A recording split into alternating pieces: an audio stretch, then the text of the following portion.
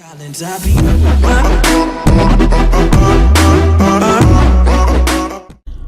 it's Joycelyn here. I'm the Managing Director of Geek School Tutoring. So this is going to be a very quick video. You could probably tell that I'm in the car. I'm doing the school run like other parents, but I wanted to respond very quickly to one of our subscribers, Eva Ready One, who asked whether it's too late to prepare her child for the 11+ exams. We've just got a handful of days until February, so really there are about 7 months left until the grammar school tests, which usually take place in September. So the quick answer to that is it depends. I'm not one for lying to parents or children for that matter, so I'll explain why it depends.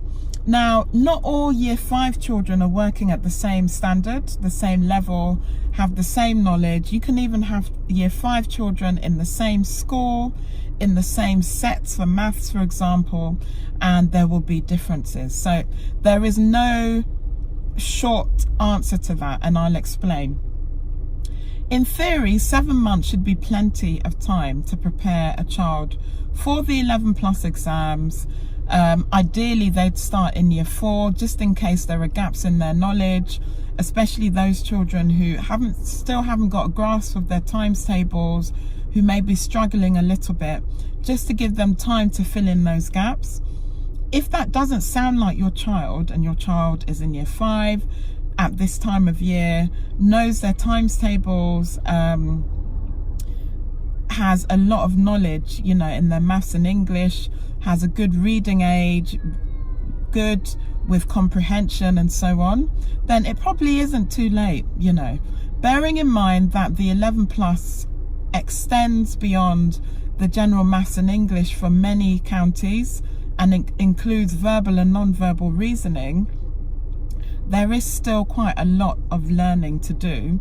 But is it feasible to start now? Yes, it is for a lot of children. But for children who are behind, it really depends on how far behind they are, whether they're motivated to do the work required to fill in those gaps.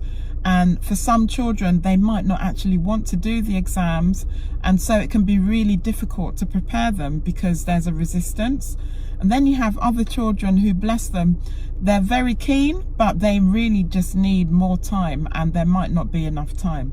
So as a parent, you can often make a judgment call if your child is advanced, and you'd know this based on feedback from the class teacher, looking at the work that they're doing at home already, whether they are in good stead. In saying that, I've had parents who think that their children are really advanced and they've come along to Geek School to do an assessment, and the results have presented a different picture. Not saying that they can't fill in the gaps in time, but sometimes it really is worth doing that independent assessment. At Geek School, we assess all the children. It's not a way of deciding for us anyway whether we take them on or not.